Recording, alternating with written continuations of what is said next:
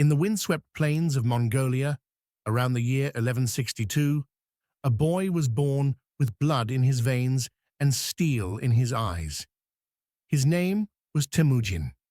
No one knew it then, but this boy, abandoned, hunted, and nearly starved, would one day rise to become Genghis Khan, the man who built the largest land empire in human history. Temujin's early life was brutal. His father was poisoned.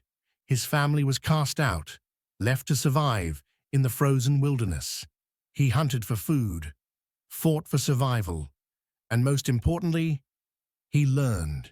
He learned loyalty, strategy, and the art of bending people to his will, not just through fear, but through trust.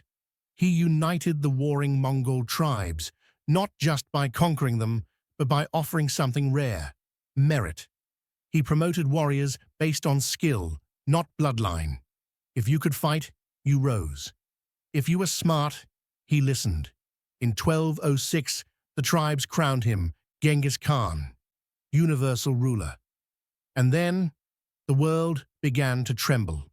He led his horsemen across deserts, mountains, and frozen rivers, smashing empires that had stood for centuries. From China to the Middle East to Eastern Europe, his armies moved like thunder, fast, ruthless, disciplined. But here's the twist. Genghis Khan wasn't just a destroyer, he built. He established a vast communication network, the Yam system, an ancient pony express. He promoted trade, protected the Silk Road, welcomed scholars, and enforced laws across his empire. Under his rule, a merchant could travel thousands of miles more safely than in many kingdoms of Europe. He believed in religious freedom. Christians, Muslims, Buddhists, they all had a place in his empire as long as they paid tribute and followed the law. Of course, the cost of his conquests was staggering. Cities were razed.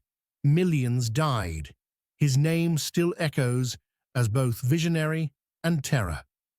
By the time of his death in 1227, Genghis Khan had redrawn the map of the known world. His descendants carried on his legacy, ruling over Persia, Russia, and China. But the man himself, he was buried in secret, somewhere in Mongolia. No one knows where. No monument, no tomb, just legend. Genghis Khan wasn't just a conqueror. He was a force of nature, a whirlwind that rose from nothing, shattered empires, and reshaped civilization. He didn't just ride with history, he became it.